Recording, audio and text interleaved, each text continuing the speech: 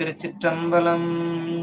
ஒளியான திருமேனி உமிழ்தான மிக மேவும் களியார வரும் ஆனை களல் நாளும் மறவாமல் அழியாளும் மலர் தூவும் அடியார்கள் உளமான வெளியாகும் வலிதாய வினை கூட நினையாமே.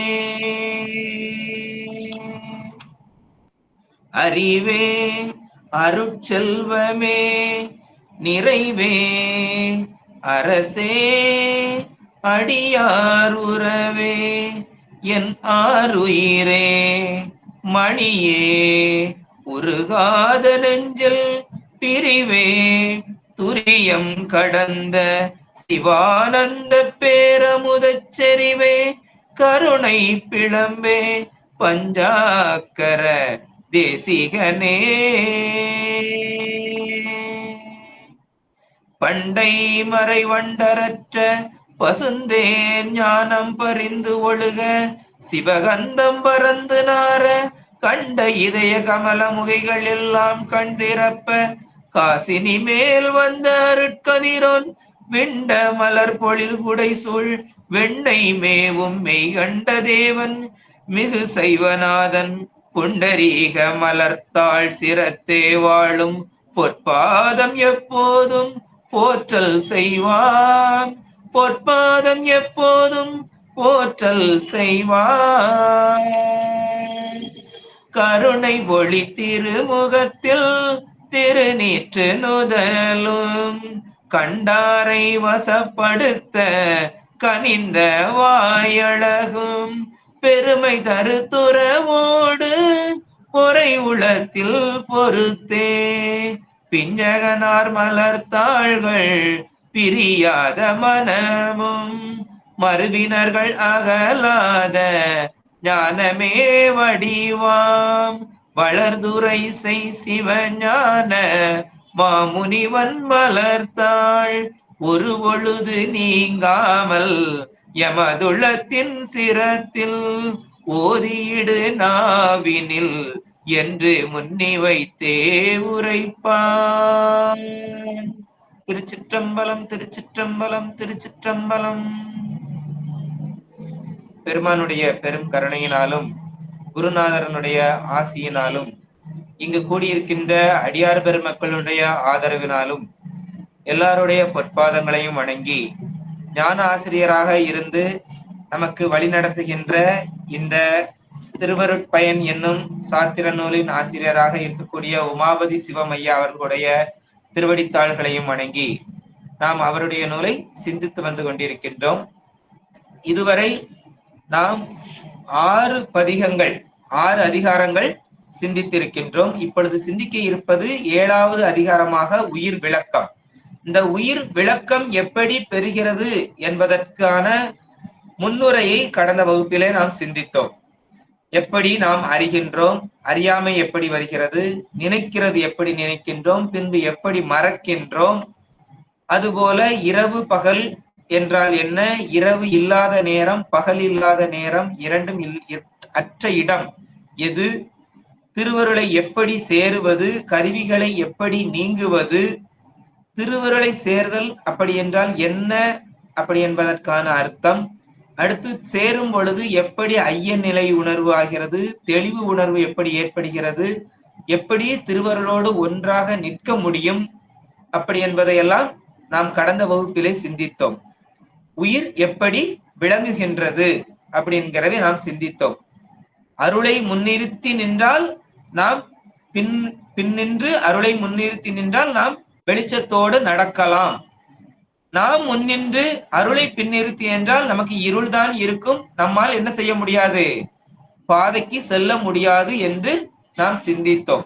அதை தொடர்ந்து இந்த ஆன்மா அதுவாய் அடங்கி கொண்டு இருப்பதால் என்ன விளையும் அப்படிங்கிற கேள்விதான் கடந்த வகுப்புல உள்ள கேள்வியாக இருந்தது. அதற்குண்டான பாடலாக முதல் பாடலை நாம் சிறிதளவு சிந்தித்தோம். தூநிழல் ஆர்தற்கு ஆறும் சொல்லார் தொகும் இதுபோல் தான் அதுவாய் நிற்கும் தரம் அப்படிங்கிறது பாடலாக வந்தது. தூநிழல் ஆர்தற்கு அப்படின்னா நிழலை உடைய தூய இடத்தை கண்டால் அதை அடைவதற்கு. இப்ப நமக்கு ரொம்ப வெயிலுக்குள்ள இருக்கிறோம், வெயில் இருக்குது, வேர்வை அதிகமா இருக்குது, தாகம் இருக்குது. நிழலை பார்த்த உடனே யாரும் நம்மளுக்கு அந்த நிழல் இருக்குது அங்க போய் நீ இருந்துக்கோ அப்படின்னு சொல்லணும்னு தேவையே கிடையாது. நம்ம நிழலை பார்த்த மாத்திரமே என்ன ஆகுவோம், நம்ம கால் தானா நடந்து போக ஆரம்பிச்சிடும், நிழலை நோக்கி நாம் செல்ல ஆரம்பிச்சிடும். அது போல அதை அடைவதற்கு ஆரும் சொல்லார், ஒருவரும் சொல்ல வேண்டியது இல்லை, தானே அந்த இச்சை நமக்கு ஏற்பட்டு விடும். தொகும் இதுபோல், இதே போல இந்த தன்மையை ஒத்தது போல தான், தான்ங்கிறது குருவின் உபதேசம் பெற்ற உயிர். ஒரு உயிருக்கு குரு உபதேசம் செய்து விட்டார் என்றால் அதுவாய் நிழல் போன்று இன்பம் தரும் திருவருளை பொருந்தி அதுவேயாய் நிற்கும் தரம், அடங்கி நிற்கும் தன்மை, அதுக்குள்ள போய் அடங்கி நிற்க கூடும் அப்படிங்கிறதா இந்த பாடலுடைய அர்த்தமாக இருக்குது. அதனுடைய விளக்கத்தை சிந்திக்கலாம். பிறவி துன்பமயமானது. நமக்கு பிறவிங்கிறது துன்பமயமானது. ஏன் அப்படின்னா பிறக்கும் பொழுதே துன்ப அனுபவத்துலதான் நாம் பிறந்து வருகிறோம். பிறக்கும் பொழுதே நமக்கு துன்ப அனுபவத்துலதான் பிறக்கிறோம். பசி என்பது ஒரு துன்பம், நோய் என்பது ஒரு துன்பம், முதுமை அப்படிங்கிறது ஒரு துன்பம், சாவு அப்படிங்கிறது ஒரு துன்பம், வேண்டாதவை விரும்பாதவை அது நமக்கு வந்துச்சுது. நமக்கு ஒண்ணு வேண்டாதுன்னு நினைக்கிறோம், ஆனா அது நம்மகிட்ட வந்துருச்சுன்னா என்ன ஆகுது, அதுவும் நமக்கு துன்பம். சரி, அதுதான் அப்படின்னா விரும்பியது கிடைக்காம போனாலும் துன்பம். அடுத்து நம்ம கூட இருப்பாங்க அப்படின்னு விரும்பி இருப்போம், ஆனா அவங்க நம்மளை விட்டு பிரிவதும் ஒரு துன்பம். விரும்பும் ஒன்று கிடைக்காமல், நமக்கு ஒண்ணு விருப்பமா இருக்குது, அது கடைசி வரைக்கும் கிடைக்கவே இல்லைன்னா அதுவும் ஒரு துன்பம். இங்க இப்படி ஒவ்வொரு நிகழ்ச்சியை பார்த்தோம் அப்படின்னாலுமே நமக்கு என்னதான் இருக்குது, 99.99% நமக்கு ஏற்படுகிற அனுபவங்கள் எல்லாமே எப்படித்தான்னா துன்பமாகத்தான் இருக்கின்றது. அப்போ பெரும்பாலான அனுபவம் எப்படித்தான் வருது அப்படின்னா துன்பம் தான் இருக்குது. ஆனாலும் இந்த துன்பத்தெல்லாம் நம்மள ரொம்ப எளிமையா சகிச்சுக்கிட்டு அதையே ரசிச்சுக்கிட்டு கொண்டு இருக்கிறோம் அப்படின்னு சொல்றாரு. இது பற்றியே நோயும் பிணியும் அருந்துயரமும் நுகர்வுடைய வாழ்க்கை ஒளிய தவம் அப்படின்னு திருஞான சம்பந்தர் சொல்லி இருக்கிறாரு.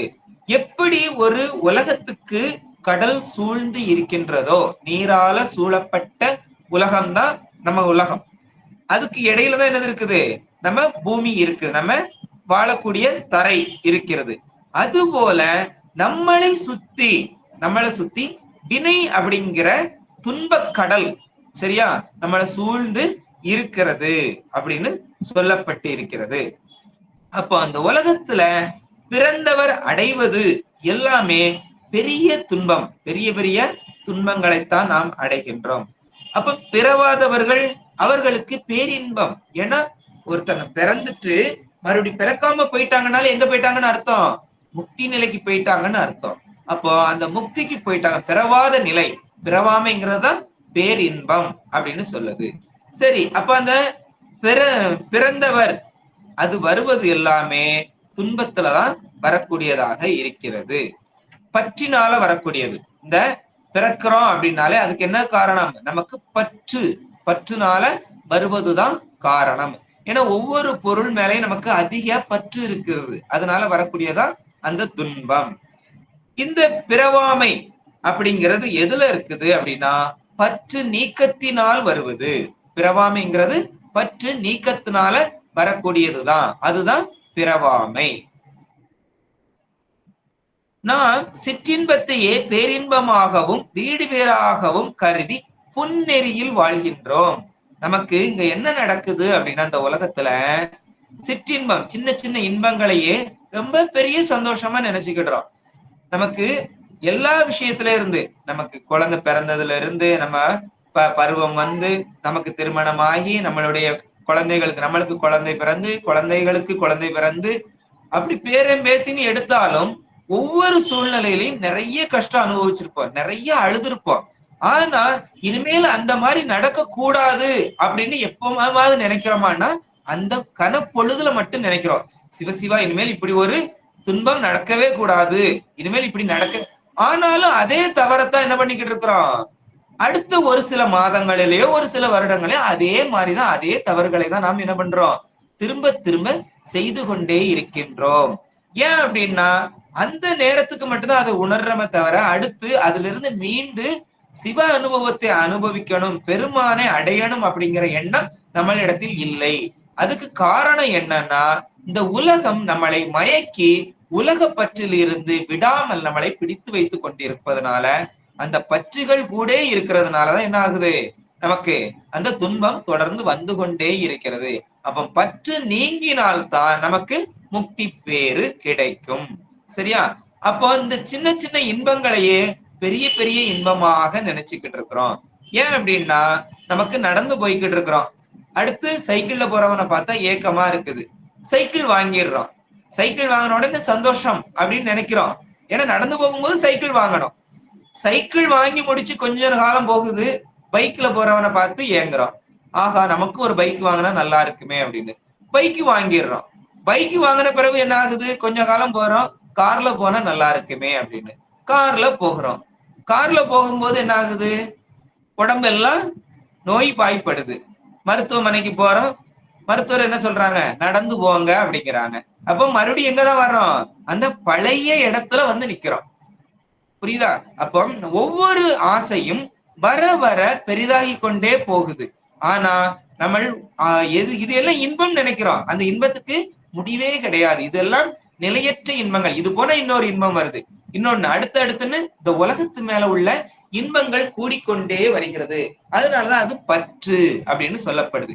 இதை நீக்கணும். சரியா? இது வந்து புன்னெறியில் வாழ்வது அப்படின்னா தவறான நெறிமுறையில் வாழ்ந்து கொண்டிருக்கிறோம், அதைத்தான் பேரின்பமாகவும் நம்ம நினைச்சுக்கிட்டு இருக்கிறோம் அப்படின்னு சொல்லப்படுது. உடம்பு வினையில் வந்தது, இந்த உடம்பு எல்லாம் வினையில் வந்தது, வினைக்கு விளைவாயது, வினைக்கு விளைவாயது. புனைவன நீங்கி புலால் புறந்திடுவது, புனைவன நீங்கி புலால் புறந்திடுவது. மூப்பு விழி உடையது, மூப்பு வரக்கூடியது. தீப்பிணி இருக்கை, இந்த இதுக்கு எல்லாத்துக்குமே இருக்கையாக இருக்கக்கூடியது, பிணி நோய்களுக்கெல்லாம். பற்றின் பற்றிடம், பற்றுக்கு நம்மகிட்ட தான் பற்றான இடமா இருக்குது. குற்ற கொள்கலம், குற்றத்துக்கு கொள்கலமாக இருக்கக்கூடியது. குற்றடங்கு அவரின் செற்ற சேக்கை ஆக இருக்கக்கூடியது. அவல கவலையாக இருக்கக்கூடியது. கையாறு அலுங்கல் தவலா உள்ளம் தன்பால் உடையது. மக்கள் யாக்கை இதுவென உணர்ந்து மிக்கோய், இதனை புறமறி பாராய் பைமறியாய் பார் அப்படின்னு சொல்லப்படுது. சிறையும் உண்டோ செழும் புனல் மிக்கு இழி, நிறையும் உண்டோ காமம் கால் கொளின் என்றமையால் இவ்வுடல் உலக பற்றை துறக்க வேண்டும் அப்படின்னு நம்மளுடைய சான்றோர்கள் சொல்றாங்க. நம்ம உலக பற்றை விட்டால்தான் இந்த உடல் மேல உள்ள பற்றையும் என்ன பண்ண முடியும், விட முடியும். உலக பற்றும் உடல் பற்றும் இருக்கிறது வரைக்கும் நமக்கு என்னது கிடைக்காது, முக்திங்கிறது ஒரு நாளும் வராது. ஏன்னா சிவத்து மேலே பற்று வராது. சிவத்து மேலே பற்று வராமல் இருந்ததுன்னா நமக்கு எப்படி முக்தி கிடைக்கும், முக்தி கிடைக்கிறதுக்கு வாய்ப்பே இல்லை அப்படின்னு சொல்றாங்க. இதை குறித்துதான் அப்பர் சுவாமி பெருமானும் வெயில் சுட்டிடும் போது என்றார். வெயில் சுட்டிடும் போது, ஏன்னா வெயில் அந்த துன்பம் நமக்கு அதிக துன்பமாக இருக்கத்தான் அதுல இருந்து நம்ம என்ன ஆகுவோம், மீண்டு வெளியே உலகத்துக்கு வருவோம், நம்ம சிவபெருமானை தேட ஆரம்பிப்போம். பிறவியில் நாம் எத்தனை துன்பம் உறினும் அதை உணர்வதில்லை. நம்ம இந்த ஒரு பிறவியில எவ்வளவு துன்பம் வந்தாலும் என்ன பண்றோம், அதை நம்ம உணர்றதே இல்லை. அதை உணர்ந்தாலே உய்யும் வழி தேடுவோம். நமக்கு இதெல்லாம் துன்பம், இதெல்லாம் நீங்கணும் அப்படின்னா அதை உணர ஆரம்பிக்கணும். அதை உணர்ந்தால்தான் நமக்கு என்ன பண்ணுவோம், உய்வதற்கான வழியை தேடுவோம். அவ்வருத்தம் வேண்டும் என்றே இச்சையை ஏற்படுத்தும். அவ்வருத்தம் வந்தால்தான் வெயில் வருத்தமே அந்த நல்ல நிழலை அடைய வேண்டும் என்ற இச்சையை ஏற்படுத்தும். இப்போ ரொம்ப வெயிலுக்குள்ள போனாதான் தாகம் இருக்கும், இளைப்பு களைப்பு வரும். அப்போ நிழலை பார்த்த உடனே நமக்கு என்ன ஆகும், ஓடி போய் உட்கார்ந்துருவோம். அதுபோல நமக்கு அளவுக்கு அதிகமான துன்பம் இந்த உலகத்து மேல நமக்கு துன்பம் வர வரதான் சீச்சி இந்த துன்பமே வேண்டாம், இது எல்லாம் நமக்கு என்னது ரொம்ப கொடுமையானது அப்படின்னு உணர்ந்து பெருமான் மேல நமக்கு என்ன வரும், பற்று வரும். இதுக்கு எடுத்துக்காட்டு நம்ம அருளாளர்கள்லாம் நிறைய இருக்கிறாங்க. அவர்கள் எல்லாமே துன்பத்தை கண்டு பயந்து ஓடுனவங்களே இல்ல. ஏன்னா ஒரு புண் இருக்குது அப்படின்னாலே அந்த புண்ணுல புழு வச்சுக்கிட்டு இருந்தாலும் ஒவ்வொரு புழுவையும் எடுத்து நீ கொஞ்சம் சாப்பிடு, நீ கொஞ்சம் சாப்பிடுன்னு எடுத்து அதுக்கு ஊட்டி விட்டவங்க எல்லாம் இருக்கிறாங்க. அந்த மாதிரி இருக்கிறாங்க. அதுபோல மகாபாரதத்துல குந்தி தேவிட்ட கூட கிருஷ்ணன் கேட்பாரு, குந்தி என்னுடைய அத்தை, குந்தி வந்து அவருக்கு வந்து அத்தை, அத்தை என்னுடைய இந்த யுக வரலாறு முடிய போகுது, உனக்கு வேண்டும் வரம் கேள், நான் கிளம்புறேன் அப்படின்னு சொல்லும் போது கூட அந்த குந்தி என்ன கேட்பா அப்படின்னா, எனக்கு கஷ்டங்களை மட்டும் கொடுத்து கொண்டே இரு கிருஷ்ணா அப்படின்னு கேட்பா. ஏன் அப்படின்னா, கஷ்டங்கள் இல்லை என்றால் நான் உன்னை மறந்து விடுவேன், பிறகு எனக்கு உய்வதற்கு வழியே கிடையாது, அதனால கஷ்டங்களை கொடு, அப்பொழுதுதான் நான் உன்னை நினைத்து கொண்டிருக்க முடியும் அப்படின்னு சொல்லுவா. அப்ப அது போலத்தான் நமக்கு கஷ்டங்கள் வரும் பொழுது மட்டும்தான் நம்மளும் சாமி கும்பிடுறோம். கஷ்டங்கள் வந்துருச்சுன்னா சரி இறைவா அங்க உனக்கு அத்தனை தேங்காய் உடைக்கிறேன், இத்தனை தேங்காய் உடைக்கிறேன்னு வேண்டுதல்கள் எல்லாம் வைக்கிறோம், ஒவ்வொரு கோயில்களுக்கும் தவறாமல் செல்கிறோம். ஆனா இதுல கொஞ்சம் சுகபோகமா வந்துட்டோம் அப்படின்னா அந்த பிரார்த்தனைகளை நிறைவேற்றுறதையும் மறந்துடுறோம். அடுத்து நம்ம என்ன பண்றோம், கோயிலுக்கு போறதையுமே மறந்துடுறோம். அப்படித்தான் 90% இருக்கிறோம். அப்போ கஷ்டம் உள்ள நேரம் மட்டும்தான் வழிபாடுன்னு இருக்கிறோம். அப்படி இருக்கக்கூடாது. ஏன் அப்படின்னா நமக்கு பெருமான் கொடுத்த நியதிப்படி குருநாதர் வந்து தீட்சை கொடுத்து விட்டால் ஒவ்வொரு கணப்பொழுதும் வழிபாட்டுலதான் இருக்கணும். காலையில வழிபாடு, மாலையில வழிபாடுன்னு எப்பப்ப அந்த நியதிப்படி வழிபாடுகளை தொடர்ந்து செய்து கொண்டே இருக்கணும். அப்படி அந்த வழிபாடு செய்ய செய்யதான் நமக்கு என்ன கிடைக்கும், அந்த மரத்தின் நிழலில் அழுந்துவது போல அருளில் அழுந்த முடியும். அப்படி அல்லாது அது என்ன பண்ண முடியாது, நமக்கு அந்த அருளுக்குள் அழுந்த முடியாது. அப்படி என்றால் அதுபோல கருவி சார்பினால் ஏற்படும் பிறவி துன்பத்தையும், இந்த உடம்புல கருவி சார்பினால ஏற்படக்கூடிய பிறவி துன்பத்தையும் அதற்கான காரணத்தையும், அதுக்குண்டான காரணம் என்னதுன்னா ஆணவ மலை இருப்பு. அந்த ஆணவ மலை இருப்புனால குருவால் உணரவே, நமக்கு குரு வந்து உபதேசம் செய்யறதுனால குருவால் நம்ம உணரவே பிறவி வெப்பத்திற்கு அஞ்சி திருவருள் தரும் தன்னிழலில் இச்சை ஏற்படுகிறது. நமக்கு இந்த பிறவிங்கிறது வந்து வெப்பம்தான், பிறவிங்கிறது வெப்பம். அப்ப இந்த பிறவி வெப்பத்துல இருந்து அதுக்கு அஞ்சி, எப்பா இத்தனை பிறவி பிறந்துட்டோமே அப்படின்னு அதுக்கு அஞ்சி நம்ம என்ன பண்றோம், திரு அருள் தரக்கூடிய தன் நிழல், அந்த குளிர்ச்சியான நிழல்ல வந்து நம்ம என்ன பண்ணப்போம், இச்சை ஏற்படுகிறது. அதை குருவருளால் பெற்ற இடத்து, அப்பம் குருவருளால் அதை பெற்ற இடத்து இதுவரை கண்டிராத அப்பேரின்பம் அதிலிருந்து உயிரை நீங்காதிருக்க செய்கிறது.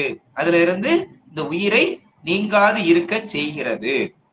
அப்போ கட்டு நிலையில் அவன் இவனாய் நின்ற முறையே முக்தி நிலைக்கண் இவன் அவனாய் நிற்றலே தான் அதுவாய் நிற்கும் தரமாகும்.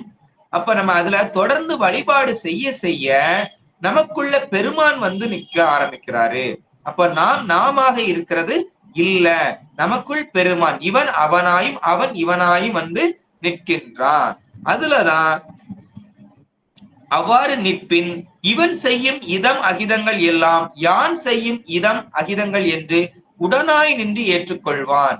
அதனாலதான் அப்படி இருக்கக்கூடிய அந்த நிலையில நம்ம செய்யறதுங்கிறது கிடையாது. ஏன்னா நம்ம யாரா நிக்கிறோம், பெருமானாக அருளால நிக்கிறோம். அருளாக நிக்கிறதுனால நம்ம செய்யக்கூடிய அதம் இகிதம் எல்லாம் யான் செய்தேன் அப்படின்னு பெருமானே ஏற்றுக்கொள்கிறான் அப்படின்னு சொல்லப்படுது. அப்படி ஏற்றுக்கொள்வதனால அவன் செய்வதற்கு எல்லாம் என்ன நடக்காது, வினை ஏறாது. ஏன்னா அவன் நல்வினை தீவினை எந்த வினையா இருந்தாலும் அந்த வினையை எல்லாம் ஏற்றுக்கொள்பவன் யாருன்னா பெருமான். பெருமான் வினைகளை ஏற்றுக்கொள்வதனால இவனுடைய இதுல வினைகள் ஏறாது. வினைகள் ஏறாததுனால, வினைகள் ஏறாது நீங்கி நிற்கிறதுனால, வினை முழுவதும் இல்லாமல் இருந்தாலே அவன் என்ன ஆகுது, அவனுக்கு பிறவியும் நீங்கி விடுகிறது. இவ்வாறன்றி வெயில் வருந்தினால் நாமே நிழலை தேடி இன்பிடுவோம். அப்போ வெயில்ல வருந்திட்டோம்னாலே நாமே என்ன பண்ணுவோம், நிழலை தேடி இன்புறுவோம் அப்படின்னு சித்தியார் 318வது பாடல்ல சொல்லப்பட்டிருக்கிறது.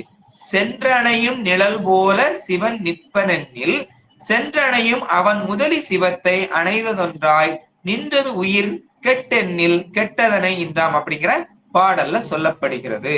அடுத்து பிறவி துன்பத்தை உணராமை, பிறவி துன்பத்தை உணரலன்னா அது எப்படி அப்படிங்கிறதுக்கு கவி காளமேகம் புலவரும் சொல்லியிருக்கிறாரு.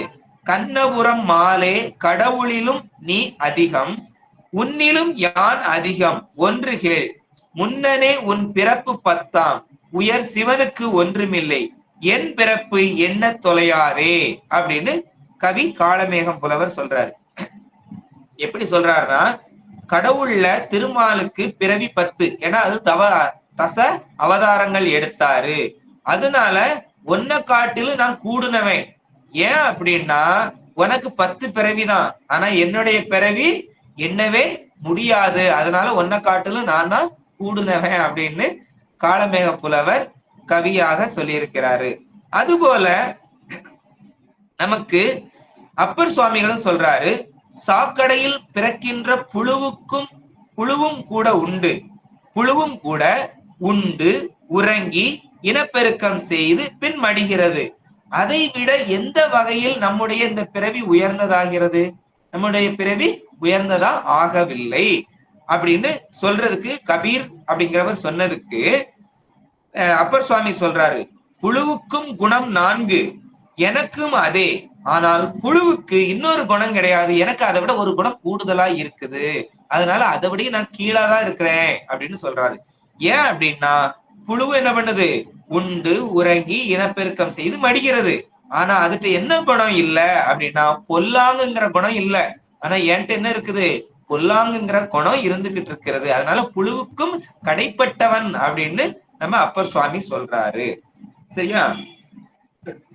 அதே போல அன்னை எத்தனை எத்தனை அன்னையோ, அப்பன் எத்தனை எத்தனை அப்பனோ, பின்னை எத்தனை எத்தனை பெண்டீரோ, பிள்ளை எத்தனை எத்தனை பிள்ளையோ, முன்னை எத்தனை எத்தனை சென்மமோ, மூடனாய் அடியேனும் அறிந்திலேன், இன்னம் எத்தனை எத்தனையோ சன்மமோ, என் செய்வேன் கட்சி ஏகம்பநாதனே அப்படின்னு திரு ஏகம்ப மாலையில பட்டினத்தார் சொல்றாரு.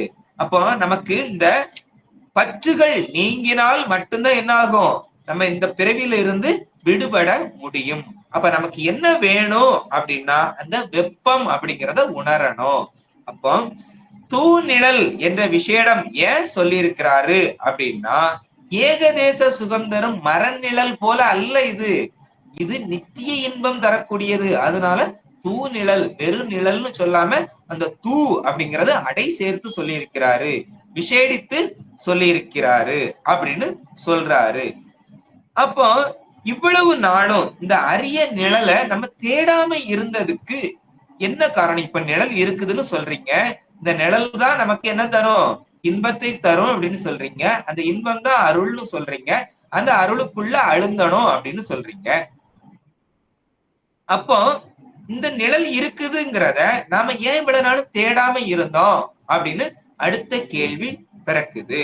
அந்த கேள்விக்கு அடுத்த பாடலாக 62வது பாடலாக பதில் தருகிறாரு. தித்திக்கும் பால் தானும் கைக்கும் திருந்திடும் பித்தத்தின் தான் தவிர்ந்த பின் அப்படின்னு அந்த பாடல் வருது.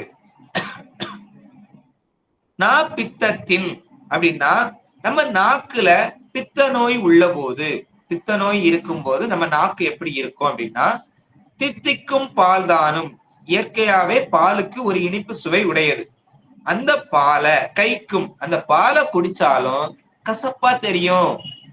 அப்போ நாக்குல என்ன இருக்குது? பித்தம் இருக்கும் போது இனிப்பான பாலை குடித்தாலும் எப்படி இருக்கும்? கசப்பாக தெரியும். தான் தவிர்ந்த பின், அந்த பித்த நோய் நீங்கிய பிறகு திருந்திடும் தித்திப்பை கசப்பாக காட்டிய பித்தம் நீங்கிய இடத்து உள்ளவாறு தித்திப்பாகவே விளங்கும். நம்ம குடிக்கும் போது எப்படி கசந்துகிட்டு இருந்தது அந்த பால், மறுபடியும் எப்படி தெரியுது? இனிப்பாக தெரிகிறது அப்படின்னு சொல்லப்படுது. அப்போ நமக்கு நோய் நீங்காம இருந்ததுனாலதான் நமக்கு அந்த நிழலை பத்தி தெரியாம இருந்திருக்கிறோம் அப்படிங்கிறதுக்கு இந்த பாடல் விடையாக சொல்ற. அதுக்குண்டான விளக்கத்தை பார்க்கலாம். பித்த நோய் உள்ளவனுக்கு இயல்பான இனிப்பு சுவையும் அப்பித்த நோய்க்கு மருந்தாகவும் உள்ள பாலும். அப்போ பால் குடிச்சா பித்த நோய் தீரும் அப்படின்னு அருளாளர்களும் சொல்லியிருக்கிறாங்க. நமக்கு இங்க யாரு சொல்லியிருக்கிறா? நம்ம உமாபதி சிவமையா சொல்லியிருக்கிறாரு. சரியா? பித்த நோய்க்கு மருந்து பால் அப்படின்னு. அதுபோல சித்த மருத்துவத்திலேயே அந்த குறிப்பு இருக்குது அப்படின்னு சொல்லப்படுது. பித்த நோய் உள்ளவனுக்கு இனிப்பான இயல்பான இனிப்பு சுவையும் அப்பித்த நோய்க்கு மருந்தாக உள்ள பாலும், பாலானது பித்த கோபத்தை தணிக்கும். பால் பித்த கோபத்தை தணிக்கும், வாத தோஷத்தை குணப்படுத்தும். வாதம் உள்ள தோஷத்தை குணப்படுத்தும். அப்ப வாதம் உள்ளவங்களும் அதை சாப்பிடலாம். ஏடு நீக்கிய பால் அக்கினி மந்தமும் 7 தாதுக்களின் சீரணமும் உண்டாகும், வாத பித்த கபதோஷங்கள் நீங்கும் அப்படின்னு தமிழ் மருத்துவ நூல்கள்ல கூறப்பட்டிருக்கிறது. அப்போ பித்த நோய்க்கு சிறந்த மருந்து என்னதுன்னா பால். வாத நோய்க்கும் சிறந்த மருந்து இந்த பால் அப்படின்னு சொல்லப்படுது. அப்போ அப்படிப்பட்ட பாலை இந்த பித்த நோய் உள்ளவனுக்கு கொடுத்தா எப்படி இருக்கும்னா அது கசப்பாக இருக்கும். அப்போ கசப்பா தான் இருக்குது அவனுக்கு. அந்த நோய் நீங்கிய போது அப்பாலின் உண்மையான தித்திப்பு சுவையை உணரும். அவனுக்கு நோய் நீங்கிருச்சுன்னா அப்போ அந்த பாலை குடித்தான்னா என்ன ஆகும்? அது இனிப்பாக உணரப்படுவான். இதுபோல உயிர் அனுபவத்திற்கு கருவியான அதன் அறிவில் ஆணவ மலம் அப்படிங்கிற அழுக்கு, ஏனைய மலங்களும் அது கூட உள்ள கண்மம் மாயை அப்படிங்கிற மலங்களும் நெல்லுக்கு எப்படி முளையோடு தவிடு உமி போல எல்லாம் சேர்ந்து இருக்குதோ அது போல இந்த மறைந்து நின்று பொய்மை செய் போக வந்த போத்திருத்துவங்கள் நிகழ்த்துவதற்கு நிற்கும் போது இந்த மல நோய்க்கும் பிடிவாதம் மந்த புத்தி இவற்றிற்கும் மருந்தாய் நின்று மரக்கருணையையும் அறக்கருணையையும் ஆய சிகிச்சை புரியும் திருவருளும் அத்திருவருள் பற்றிய செய்திகளும் வெறுப்பாக தோன்றும். அப்போ நம்ம யாருக்காவது கோயிலுக்கு வாங்க, சாமி கும்பிடுங்க, தீட்சை எடுங்க, நல்லா இருங்க அப்படின்னு சொல்லும் போது அவங்க கேட்கல அப்படின்னா அது என்ன அர்த்தம்? அவங்களுக்கு இந்த ஆணவ மலம் அதிகமாக பற்றி இருக்குதுன்னு அர்த்தம். ஏன்னா அவங்களுக்கு அது இனிமையாவே தெரியாது. இவன் தான் சாமியாரா போறான்னா நம்மளையும் சாமியாரா ஆக்க பாக்குறான் அப்படின்னு தான் சொல்லுவாங்க. சரியா? அதனால நம்ம செய்ய வேண்டிய கடமை என்னன்னா நமக்கு தெரிஞ்சதை எல்லாருக்கும் உபதேசம் செய்து கொண்டே இருக்கணும். அவ்வளவுதான். தீட்சை எடுங்க, சாமி கும்பிடுங்க, சொல்லிக்கிட்டே இருங்க. கேட்கறதும் கேட்காததும் அது அவங்களுடைய விருப்பம். சரியா?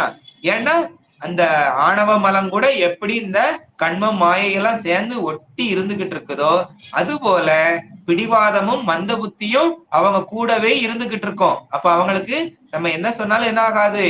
புரிதல் வராது. அதனாலதான் அவங்களுக்கு மரக்கருணையா இருக்கும். அந்த அறக்கருணையும் சேர்ந்து என்ன ஆகுது? நம்ம எவ்வளவு புரிய வச்சாலும் திருவருளை பத்தியும் திருவருள் சொல்லி இருக்கிறத பத்தியும் சொல்லும் போது அவங்களுக்கு நம்ம மேலதான் வெறுப்பு தோன்றும் அப்படின்னு யாரு சொல்லியிருக்கிறா? உமாபதி சிவமையாவே சொல்லி இருக்கிறாரு. சரியா? அப்போ ஆன்ம நோயாகிய மல குற்றம் நீங்கிய சுத்த நிலையில் அதே திருவருளும் அதை பற்றிய செய்திகளும் திருவருளை வழங்கும் சிவமும் அவனை பற்றிய சிந்தனைகளும் அவன் அடியார்களும் உவப்பை ஏற்படுத்துவார். இப்ப அதுபோல தீட்சை வாங்கினவங்கிட்ட நீங்க போய் சிவபெருமானுடைய அருளை பத்தியோ இல்ல ஒரு கோயிலுடைய புராணத்தை பத்தியோ இல்ல இது போல சித்தாந்த கருத்துக்களோ இல்ல தேவார கருத்துக்களோ சொல்லுங்க. அவங்க இனிமையா கேட்பாங்க. ஏன்னா அவங்களுக்கு என்ன இருக்குது? அந்த மலம் நீங்கி அந்த இது அவங்களுக்கு அருள் நோக்கு இருக்குது. அதனால அவங்களுக்கு அது இனிமையாக தெரியும் அப்படின்னு சொல்றாரு. அவனை நினைந்தோறும் காண்தோறும் பேசுந்தோறும் எப்பொழுதும் அனைத்து எலும்பு உள்நக ஆனந்த தேன் சொரியும் அப்படின்னு நம்ம மணிவாசகர் சொல்லியிருக்கிறாரு. அப்போ யார்கிட்ட சொன்னா இது எல்லாம் நினைக்க நினைக்க காண காண பேச பேச எப்பொழுதும் சொல்ல முன்ன அவனுடைய எலும்பு எல்லாம் உருகுதோ அப்படிப்பட்ட அடியார்கள்ட்ட என்ன இருக்குது? ஆனந்தம் மிகுந்து காணப்படுது அப்படின்னு மணிவாசகரும் சொல்லியிருக்கிறாரு. சரி, இப்போ நம்ம இந்த அறிவுல ஆணவ மலம் உள்ள வரை நமக்கு என்ன ஆகுது? அதோ நியாமிகா சக்தியானது நமக்கு போத்திருத்துவத்தை நிகழ்த்தி விடைய இச்சையே மிகுவிக்கும். அப்ப அந்த ஆணவ மலம் இருக்கும்போது நம்மள மேல் எழுப்ப விடாது. அதோ நியாமிகா சக்தினா கீழ் நோக்கி இழுக்கக்கூடிய சக்தி, நம்மள மேல எழும்ப விடாது. போத்திரித்துவத்தை நிகழ்த்தி விடயத்தை அந்த உலகத்தை தான் என்ன பண்ண வைக்கும், நுகர வைக்கும். இந்த நிலையில் நமக்கு உலகும் இந்த உடலுமே உற்ற துணையாய் உவப்பை அளிப்பதாய் இருக்கும். அப்ப இந்த நேரத்துல நமக்கு இந்த உலகமும் என்னதுதான் இருக்கும், இந்த உற்ற துணையா இருக்கிறது மாதிரிதான் தெரியும். இதுதான் பேரின்பமாக தெரியும். நம் அறிவு மண்ணாசை, பொன்னாசை, பெண்ணாசை உடையதாய் காமம், வெகுளி, மயக்கம் போன்ற குற்ற கொள்கலனாய் இருக்கும். அப்ப இந்த உயிர் எப்படி நிக்கும் அப்படின்னா, இந்த மண்ணு மேல ஆசைப்படும், பொன் மேல ஆசைப்படும், பெண் மேல ஆசைப்படும். அதுல இருந்து காமம், வெகுளி, மயக்கம் அப்படிங்கிற குற்றங்களையும் செய்து இதுக்கு கொள்கலனாய் அதை வைத்திருக்க பாத்திரமாகவும் இருக்கும். பிறவிருத்தி மார்க்கம் என்னும் பிறப்பு வழியிலேயே சிறந்ததாய் தோன்றும். அப்ப இது எவ்வளவு சுகமா இருக்கு, நம்ம நல்லா இருக்கிறோம், கார் இருக்குது, வீட்டுல டிவி இருக்குது, பங்களா இருக்குது, எல்லாம் இருக்குது. அப்ப இன்னும் பிறந்து வந்தா என்ன இருக்கும், இதை அனுபவிக்கணும் அப்படின்னு இந்த பிறப்பை தான் விரும்பும் அப்படின்னு சொல்லப்படுது. நாகத்தால் விழுங்கப்பட்ட நகைமதி போல போகத்தால் விழுங்கப்பட்டு உழைப்படும் இள வெந்நீரில் உளம் மகிழ் கமடம் ஒத்து அப்படின்னு இது பழனி திருப்புகள்ல சொல்லப்பட்டிருக்கிறது. ஒரு நாகம் என்ன பண்ணுது, அந்த நாக மணி இருக்குது, அது ஒளி தரக்கூடியது. அதை விழுங்கிருச்சுன்னா என்ன ஆகும், அதுக்கு ஒளி கிடைக்காது. அதுபோல அடுத்து உழைப்படும் இள வெந்நீரில் நம்ம வெந்நி சுட வைக்கிறோம், அது இள வெந்நியா இருக்கும் போது அதுல ஒரு ஆமை இருக்கும் போது இவ்வளவு நாளும் அது கடலுக்குள்ளேயோ குளத்துக்குள்ளேயோ கிடக்கும் போது குளிர்ந்த தண்ணிக்குள்ள கிடந்தது.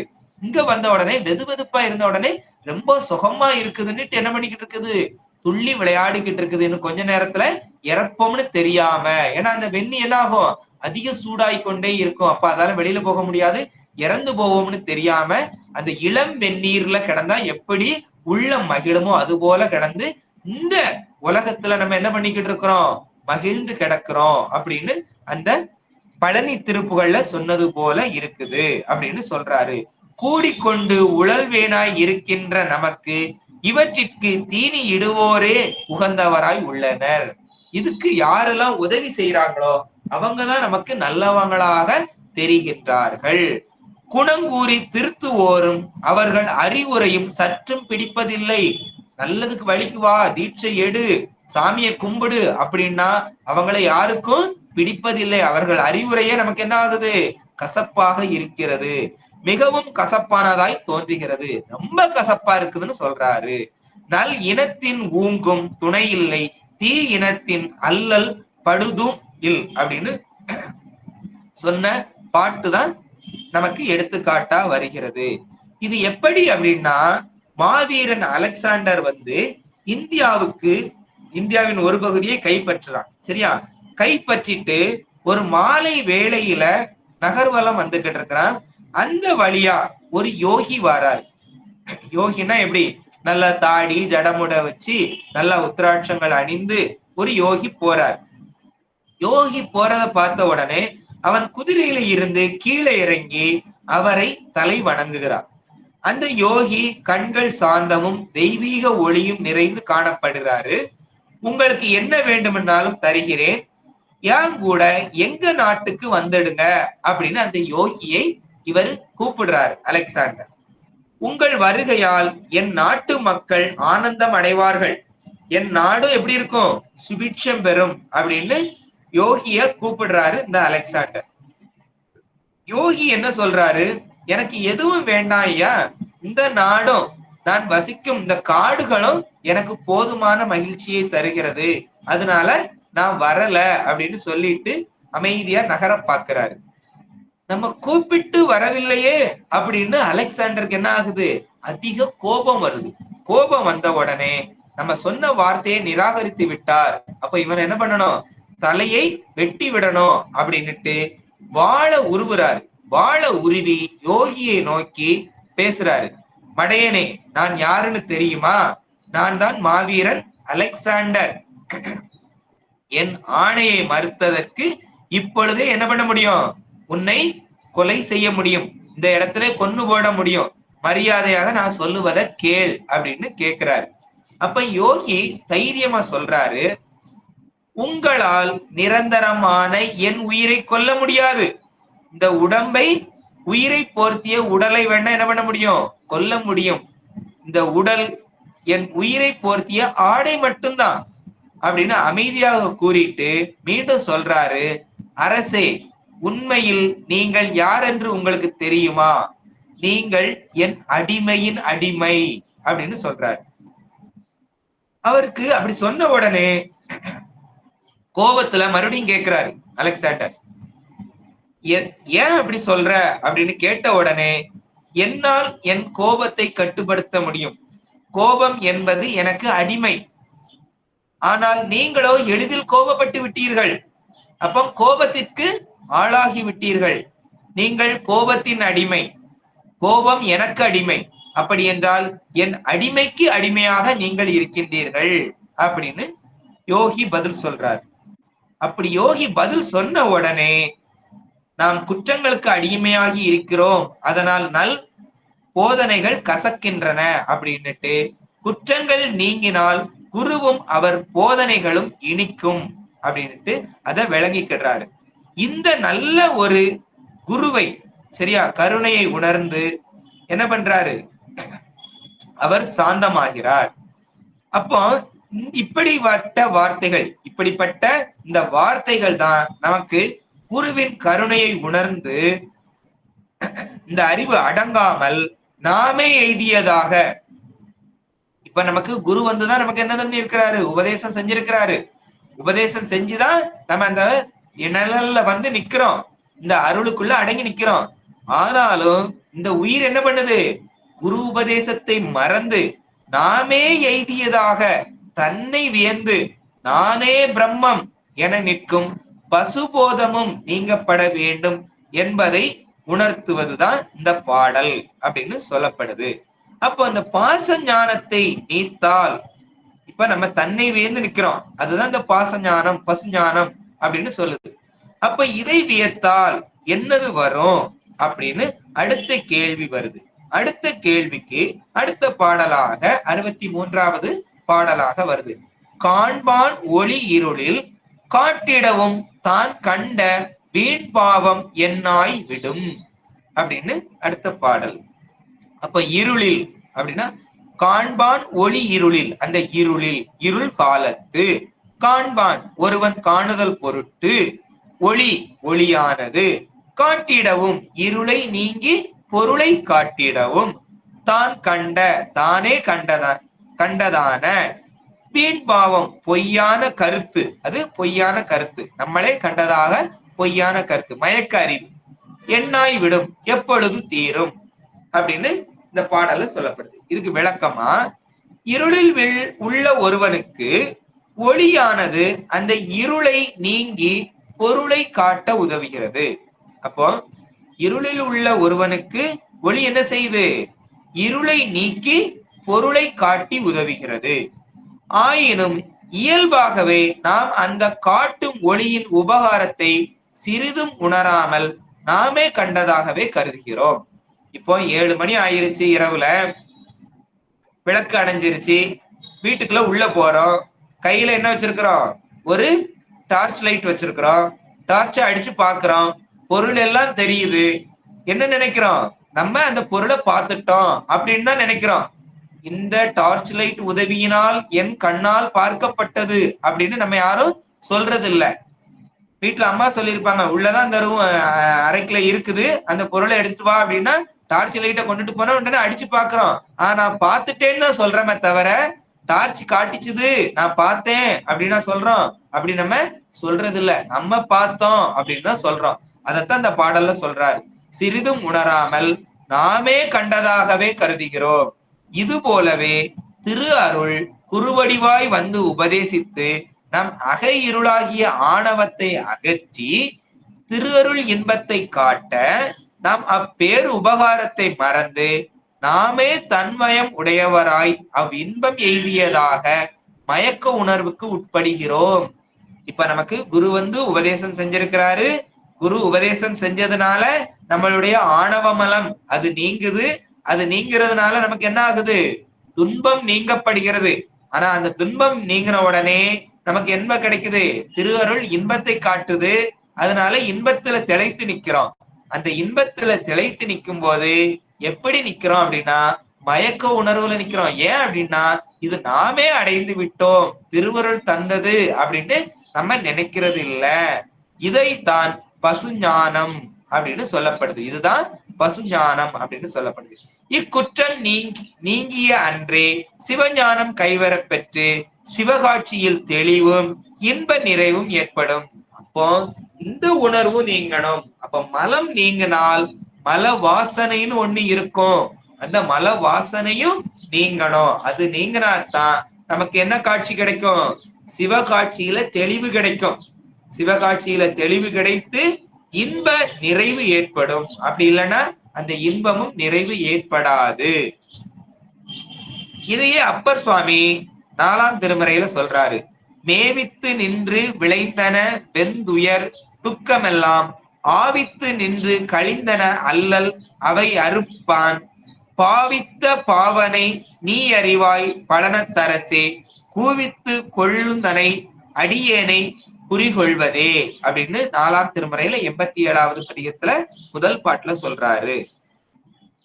இதுதான் இந்ததான் அப்பர் சுவாமி என்ன சொல்றாரு? உரைத்த சிவோகம் பாவனைக்கு வேறாய் சிவஞானத்தையே நானே சுதந்திரமாய் அடைந்த ஞானம் என கருதும் இப்பாவனையை வீண் பாவம் அப்படின்னு சொல்றாரு.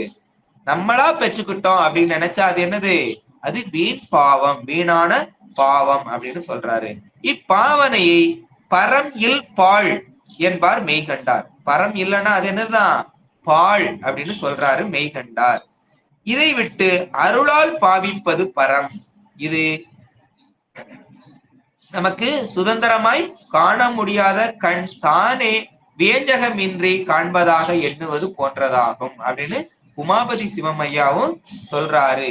இருள் நனி இரவிதான் வந்திரிதலும் இரவில் எண்ணும் பொருள் நிலை கண்டு மாந்தர் பொருந்திடுமாறு போல மருள் நிலை எங்கு நீங்க மகிழ்ந்துயிர் தன்னுள் மன்னும் அருளையும் ஒளிய ஞாலத்து அறிந்தவாறு அறியும் அன்றே அப்படின்னு சிவபிரகாசத்துல 66வது பாடல்ல சொல்றாரு. அதனுடைய கொழு அந்த பாடலையும் சொல்லப்படுது. என்னதுன்னா, பருதி உதவியை பாரறியா போல் அருள் உதவியை உயிர் அறியாது அப்படின்னு சொல்லப்படுகிறது. அப்போ இந்த பாவனை பற்றி தான் நிறைய பாடல்கள் எல்லாம் நமக்கு சொல்லப்பட்டிருக்கிறது. அருள்நந்தி சிவமும் சொல்லியிருக்கிறாரு. பாவிப்பதனில் பாவம் பாவம் கடக்கில் பாவம் பாவிக்கும் அது நான் என்னில் பாவகம் பாவம் கெட்டு பாவிப்பதனில் பாவம் பாவனை இறந்து நின்று பாவிக்கப்படுவதாகும் பரம் பரன் அருளினாலே அப்படின்னு அருள்நந்தி சிவமும் உமாபதி சிவம் ஐயாவும் பாவிக்கின் மனாதி வேண்டும் பயனிலை கரணம் நீத்து பாவிப்பன் எண்ணில் என்ன பழுதுள பாவகத்தால் பாவிக்க ஒண்ணான் என்று பாவிப்பன் எண்ணின் நீ என் பாவிக்க வேண்டா ஆண்ட பரன் அருள் பற்றினோர்க்கே அப்படின்னு உமாபதி சிவமையாவும் சொல்றாரு. அப்போ அந்த பாவனை எப்படி அப்படின்னா போலி பாவனையாக இருக்கக்கூடாது. அதை கைவிடுதலின் மேன்மை உணர்த்தப்பட்டது. சரியா? நம்ம பாவிக்கிறது எது? சிவமே அப்படின்னு தான் பாவிக்கணும். நம்மாலதான் நடந்துச்சுது அப்படின்னு நினைச்சு பாவனை செய்து விட்டோம் என்றால் நமக்கு என்ன ஆகாது? அருள் கிட்டாது. சிலர் புலால் மறுத்தல் பற்றி மணிக்கணக்கில் பேசிவிட்டு புலால் இன்றி உணவு உட்கொள்வேன் என்பதனால் என்ன பயன்? நம்ம என்ன சொல்றோம்? நிறைய பேசுறோம், நிறைய உபதேசம் செய்யறோம், அப்படி இருக்கணும் இப்படி இருக்கணும்னு சொல்லிட்டு ஆனா நம்ம அதுபடி நடக்கலன்னா என்ன பயன் அப்படின்னு சொல்றாரு. அதைத்தான் இந்த பாடலை சொல்லப்பட்டிருக்கிறது. அப்படி இருக்கும்போது ஞானி இடத்திலும் அஞ்ஞானி இடத்திலும் ஞானி இடத்திலும் காணப்படும் வேற்றுமையில் ஒற்றுமை எது அப்படின்னு கேள்வி பிறக்குது. அப்படி கேள்விக்கு அடுத்த பாடல் பதிலாக சொல்லப்படுகிறது. ஒளியும் இருளும் ஒருமைத்து பன்மை தெளிவு தெளியார் செயல் அப்படிங்கிறது பாடல். ஒளியும் மிகுந்த ஒளியும் இருளும் மிகுந்த இருளும் ஒருமைத்து ஒத்த தன்மை உடையன எதுல அப்படின்னா பன்மை பலவாய் வேறுபடுத்தி உணரும் தன்மையை மறைப்பதில். தெளிவு தெளியார் செயல் உயிர் விளக்கம் பெற்றவர் முழு மறைப்பில் உள்ளவர் நிலையும்.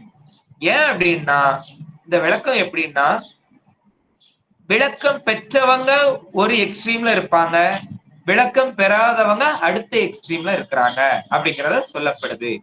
மிகுந்த ஒளியில் உள்ளவனுக்கு அந்த ஒளியை தவிர மற்ற எதுவும் தெரியாது. இப்போ அறிவு விளங்க பெற்றவனுக்கு சிவம் தவிர வேற எதுவுமே தெரியாது, எல்லாமே சிவமாதான் தெரியும். மற்ற எல்லாம் இருளாகவே தோன்றும், அதுபோல மற்ற எதுவுமே அவனுக்கு தெரியாது. அதில் உள்ள பொருட்கள் காட்சிக்கு படமாட்டா, அதுல உள்ள பொருள்களும் அவனுக்கு காட்சிக்கு படாது. இதுபோல மிகுந்த இருளில் இருப்பவனுக்கு எந்த பொருளையும் பலவாய் வேறுபடுத்தி அறிய முடியாது. ஏன்னா ஒரே இருட்டா தெரியும். இவனுக்கு எல்லாம் சிவமா தெரியும், வேற எந்த பொருளும் தெரியாது.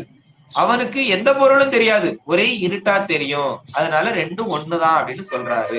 வேறுபடுத்தி அறிய முடியாது. எனவே இந்த இரண்டு நிலையிலும் பலவாய் வேறுபடுத்தி அறியும் விகற்ப உணர்வு இல்லை. அப்போ பலவா அறியக்கூடிய விகற்ப உணர்வு இல்லை. ஒளியை கண்டவன் ஒளியை மட்டுமே காண்கின்றான்,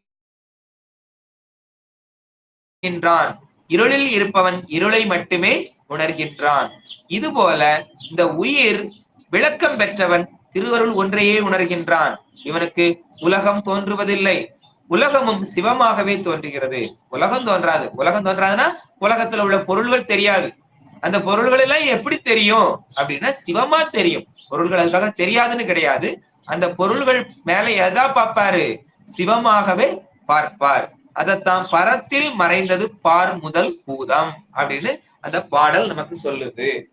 இதுபோல கேவலத்தில் உள்ள உயிரும் எதையும் தன்னையோ தலைவனையோ உலகையோ அறியாது அப்படின்னு சொல்லப்படுது. இதனால் தான் சாத்திரங்கள் இந்நிலையை அருள் கேவலம் என்றும் இருள் கேவலம் என்றும் கூறுகின்றன. இந்த ரெண்டு நிலையையும் அருள் கேவலம் இருள் கேவலம் அப்படின்னு சொல்லுது. ஏன்னா இது மறுதலையுள் ஒரு தலையா, ரெண்டும் வேற வேற ஆனா ஒண்ணு போல அப்படின்னு சொல்லுது. மறுதலையுள் ஒரு தலையா அப்படின்னு சொல்லப்படுது. திருக்குறள்லயும் 1073வது குறள்ல இதனுடைய கருத்தை சொல்றாரு. தேவர் அணையர் கயவர் அவரும் தாம் மேவன செய் தொழுகலான் அப்படின்னு அந்த குறள்ல இதனுடைய கருத்தை சொல்றாரு. அதுபோல மரத்தை மறைத்தது மாமத யானை, மரத்தில் மறைந்தது மாமத யானை, பரத்தை மறைத்தன பார்முதல் பூதம், பரத்தில் மறைந்தன பார் முதல் பூதமே அப்படின்னு நமக்கு எதுல சொல்லப்பட்டிருக்கிறது, நம்ம 10ஆம் திருமுறையில திருமந்திரத்துல சொல்லப்பட்ட இது. நம்ம ஒரு யானை, மரத்தால செய்யப்பட்ட யானை, அதை நம்ம பார்த்தோம் அப்படின்னா நமக்கு மரம் தெரிஞ்சதுன்னா அதுல அந்த யானை நமக்கு தெரியாது. அதை யானையா பார்த்தோம்னா அது என்ன மரத்துல செஞ்சிருக்கிறதுங்கிறது நமக்கு தெரியாது. அதுபோல இந்த உலகம் பஞ்சபூதத்தால் ஆனது. இது எல்லாம் நமக்கு பரமாக சிவமாக தெரிந்தால் பஞ்சபூதங்கள் தெரிவதில்லை, எல்லாமே சிவமா இருக்கும். ஏன்னா உலகம் தெரியாது. இல்ல சிவம் மறைந்து உலகம் தெரிஞ்சதுன்னா அது பஞ்சபூத காரியங்களாக தெரியும் அப்படின்னு இதுல சொல்லப்படுது. இதையே அருள்நந்தி சிவம் ஐயாவும் நமக்கு சொல்லியிருக்கிறாரு.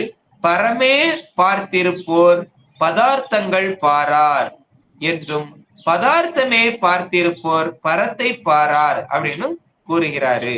இதையே திருஞான சம்பந்தர் பூம்பாவையை காணாது, ஏன்னா பூம்பாவையை உயிர் பெற செய்யும் போது திருஞான சம்பந்தர் என்ன சொல்றாரு அப்படின்னா, கண்ணுதல் கருணை வெள்ளத்தையே கண்டு நின்ற நிகழ்ச்சியானும் அப்படின்னு. அங்க பூம்பாவை தோன்றியத பூம்பாவையாக பார்க்கல, பெருமானுடைய கருணை தோன்றியதாக பார்த்ததாக சேக்கிழார் பெருமான் சொல்லுகிறாரு. அதுபோல முத்துப்பல்லக்கை காணாது முன்னவன் முதல் அருளை கண்டு நின்றது கொண்டும், அந்த முத்துப்பல்லக்கு கொடுத்த இடத்துலயும் அது முத்துப்பல்லக்குன்னு பார்க்கல, பெருமானுடைய கருணையைத்தான் அதை பார்த்தாரு, அருள் அப்படின்னு தான் பார்த்தாரு.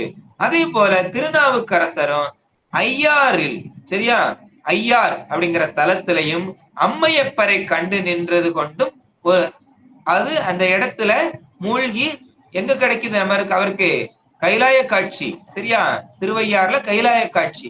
அதுலயுமே அங்க ஐயார் அம்மையப்பரை கண்டது எப்படித்தான் அவருடைய கருணையை தான் பார்க்கிறாரே தவிர நாம் அங்க வந்து பார்த்தோம் அப்படிங்கிறது இல்ல. எல்லாம் பெருமானுடைய கருணையாகவே பார்த்தாரு. அப்போ இதே இத 3ஆம் திருமுறையில 100வது பதிகத்திலையும் 8வது இடத்துல சொல்றாரு.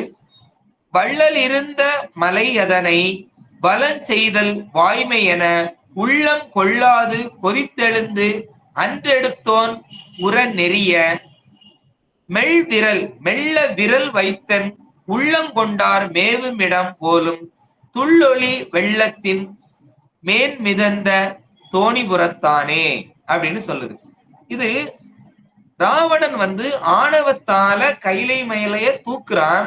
தூக்கும் போது பெருமான் வந்து தன்னுடைய ஒற்றை விரலால மெதுவா வைக்கிறாராம். ஏன் அப்படின்னா அவன் மேல கூட கருணையினால அப்படின்னு சொல்லப்படுது.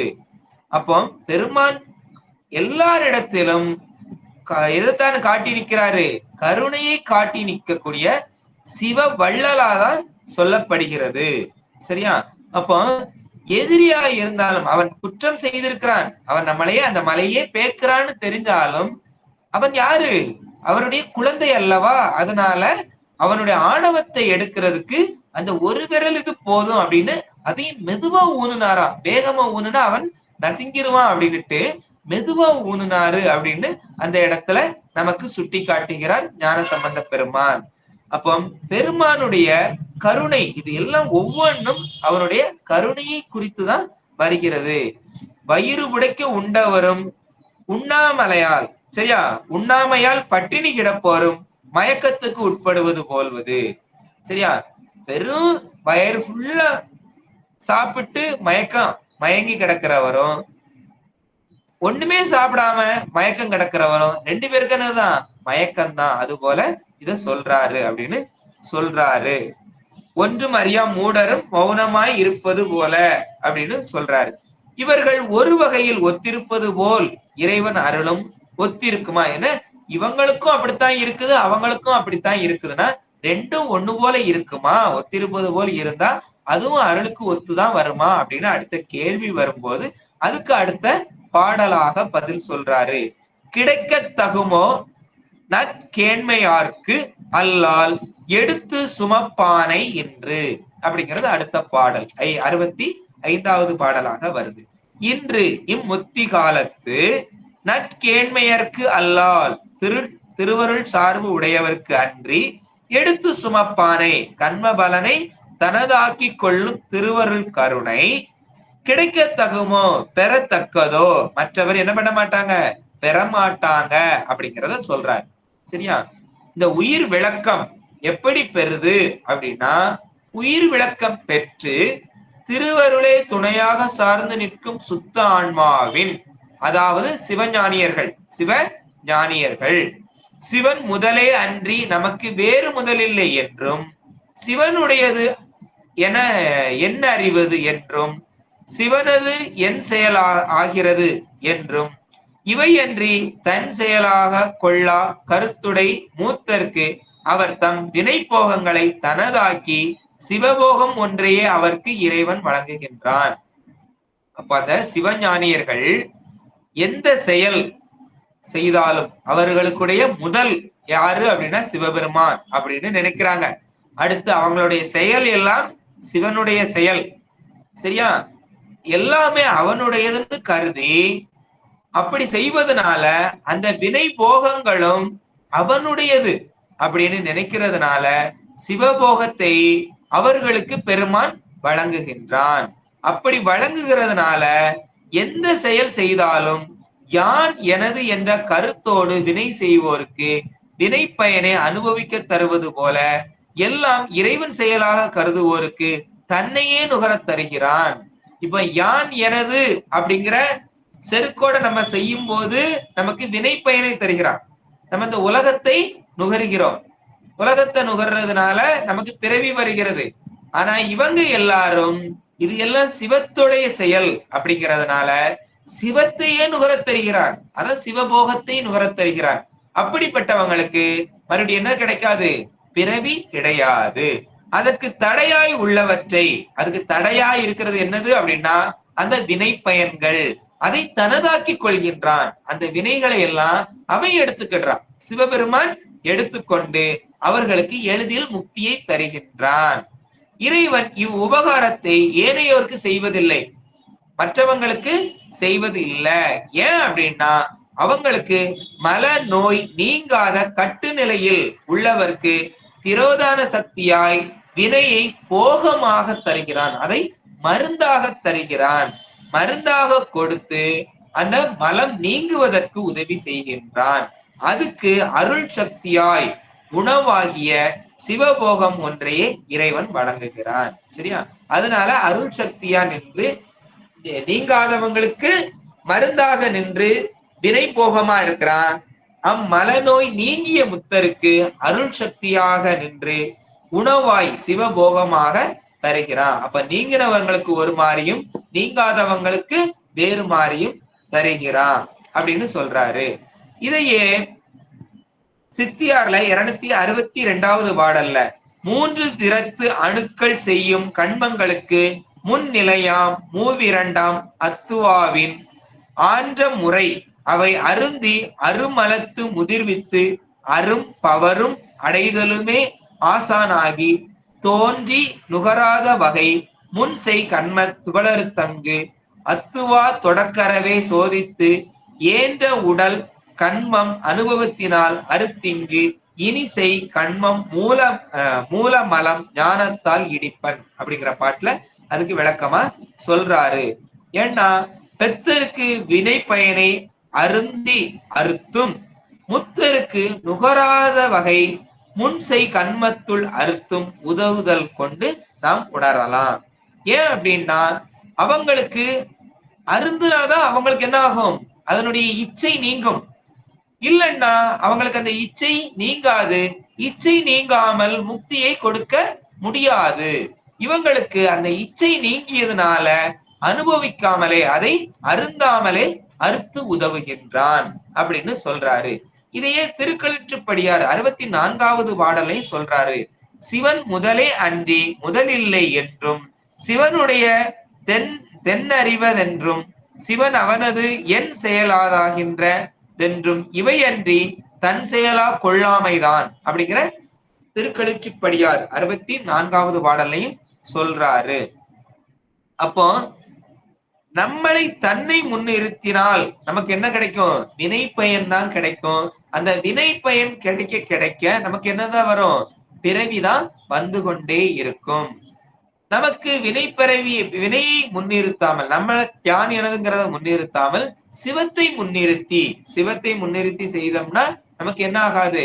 அந்த வினைகளை எல்லாம் அவனே ஏற்றுக்கொண்டு நமக்கு முக்தியை தருகிறான். இதையே மணிவாசகரும் நீத்தல் விண்ணப்பத்துல சொல்றாரு. கடையவனேனை கருணையினால் கலந்து ஆண்டு கொண்ட விடையவனை வீட்டிடுதி கண்டாய் விரல் வேங்கையின் தோல் உடையவனை மண்ணும் உத்தரகோச மங்கை சடையவனை தளர்ந்தேன் எம்பிரான் என்னை தாங்கிக் கொள்ளே அப்படின்னு நீத்தல் விண்ணப்பத்துல சொல்றாரு. இறைவனிடம் இறைவனை காணாது தான் தளர்ந்த நிலையில் தன்னை தாங்கி உதவுமாறு வேண்டுவது. சரியா? அவனை தாங்கி உதவும் தன்மை பற்றியே அவன் நம்மளை தாங்கி கொள்வான் அப்படின்னு அதை சொல்றாரு. அதுபோல 8ஆம் திருமுறையில 44வது பதிகத்துல சொல்றாரு. காணும் ஒளிந்தேன் நின் திருப்பாதம் கண்டு கண் களி கூற பேணும் அது ஒளிந்தேன் பிதற்றும் அது ஒளிந்தேன் பின்னை எம்பெருமானை தானுவே அது அழிந்தேன் நின்னிணைந்து உருகும் தன்மை என் புன்மைகளால் காணும் ஒளிந்தழிந்தேன் நீ இனி வரும் காணவும் நாணுவனே அப்படின்னு சொல்றாரு. அப்போ நமக்கு என்ன ஆகணும்? நம்மள அவர் தூக்கி செமக்கணும். தூக்கி செமக்கிறது மாதிரி பெருமானுக்குள்ள நாம் என்னன்னா அழுத்தி நிக்கணும் அப்படின்னு சொல்றாரு. அப்ப யான் எனது அப்படிங்கிறத முன்னிறுத்தாமல் எல்லாம் சிவம் அப்படிங்கிறத முன்னிறுத்தி நின்னோம்னா அவன் நம்மளை என்ன பண்ணிக்கிடுவான்? தாங்கிக் கொள்வான் அப்படின்னு சொல்றது. அப்படின்னா எடுத்து சுமக்கும் திருவடி இன்பத்தை நாமே பெறலாமா அப்படின்னு அடுத்த கேள்வி பிறக்குது. அடுத்த கேள்விக்கு அந்த கேள்விக்கு அடுத்த பாடலாக 66வது பாடலாக பதில் தருகிறார். இந்த பாடலை நாம் வரும் வகுப்புகள்ல அமர்ந்து சிந்திக்கலாம் என்று இத்தனை நேரமும் இந்த திருவருட்பயன் என்னும்